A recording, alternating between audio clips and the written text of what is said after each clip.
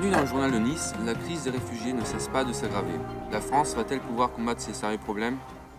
L'Euro 2016 est imminent. Les préparations sont déjà en cours. En outre, le 69e festival du film est presque là. Un groupe de jeunes a séduit la Niçois. 5 Autrichiens qui font des projets vidéo pour l'école. Des requins ont été vus dans le port de Nice.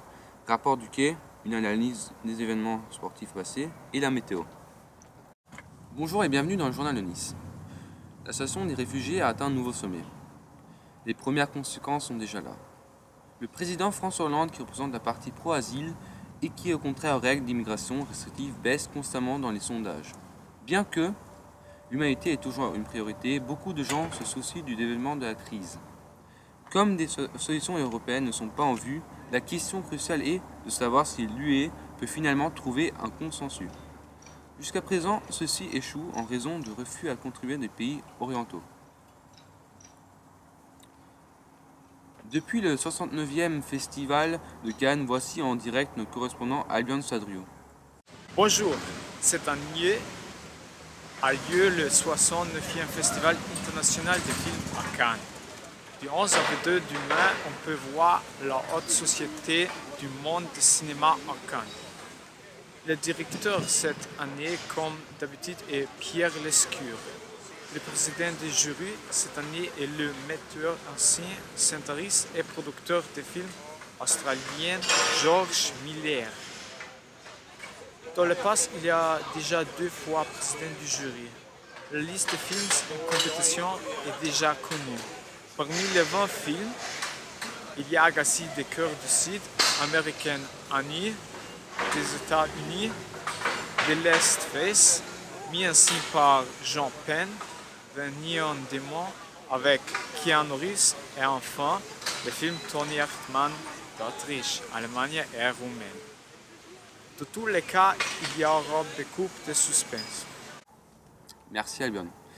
Un groupe d'adolescents autrichiens a attiré l'attention de l'ensemble de la presse française. Jacob, Raphaël, Peyman, Nicolas et Albion, 5 amis de Vienne, ont créé un projet de film inhabituel. À Nice, ils ont dû produire 3 films, un rap, un journal télévisé et une série d'interviews avec des personnes venant de Nice, Antibes et Cannes. En outre, les jeunes ont visité Antibes, Cannes, la région de Nice et Èze. Au cours de leur séjour d'une semaine, ils ont créé des vidéos et ont mené des entrevues qui ont conduit à de nombreuses discussions. Après un certain temps, la direction du journal de Nice a payé une grosse somme d'argent pour obtenir un interview avec 3 des 5 membres. Notre reporter Peyman en sait plus. Bonjour les gérants, votre séjour sur la Côte d'Azur a attiré une lourde attention sur vous. Comment avez-vous fait? Le succès médiatique soudain nous a frappé de façon inattendue. Nous ne nous sommes pas attendus à un tel encouragement. Bien sûr, nous sommes heureux que notre projet plaît à autant de personnes. Néanmoins, nous devons surtout nous concentrer sur notre travail, ce qui est difficile parce que nous devons donner beaucoup d'autographes. Je comprends. Jacques, le groupe n'a pas fait les projets en langue maternelle allemande. Quel était le défi? Oui, bien, il est clair que ce fut un défi majeur. Néanmoins, nous avons beaucoup appris en français. Le cadre est magnifique et les gens sympathiques ont fait de notre séjour une expérience merveilleuse. Parfait. Maintenant, à vous. Quels sont les avantages que vous voyez dans les projets? Bon, il y a tellement. Tout d'abord, bien sûr, l'amélioration des conditions et français. Deuxièmement, le code reposant du projet. Je vous remercie. Revenons maintenant à l'atelier. Malheureusement, il n'y a pas de nouvelles positives. Des préoccupations ont été observées à cause du repérage de requins au bord de la mer de Nice. Bonjour. Dans les derniers mois, le nombre des accouplements de requins a augmenté. Ceci est principalement une bonne chose vu que ces animaux sont en danger. Par contre, la population de requins a si augmenté que les requins sont parvenus jusqu'aux plages.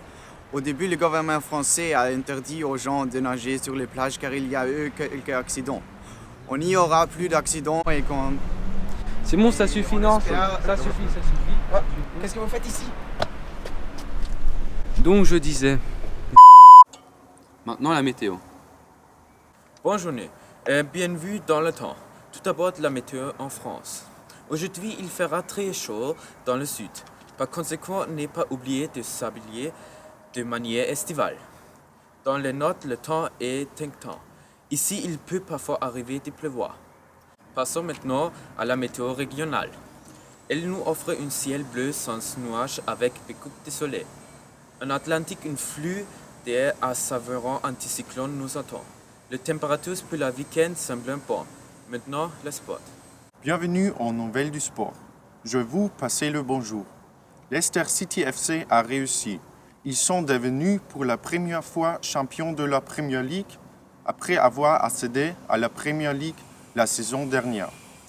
Les 4 équipes de la Ligue des Champions en demi-finale se battent ces jours-ci pour une place en finale. Le Real de Madrid versus Manchester City et le Bayern Munich versus l'Atlético Madrid. Lors du Grand Prix de Formule 1 à Sochi, il y a eu une double victoire renouvelée de l'équipe Mercedes par Rosberg et Hamilton. Il est presque là. L'Euro 2016 en France est imminent et de nombreux fans sont attendus pour le match d'ouverture France-Roumanie. Compte tenu de la composition actuelle de l'équipe et de derniers résultats, la France peut aspirer une bonne performance.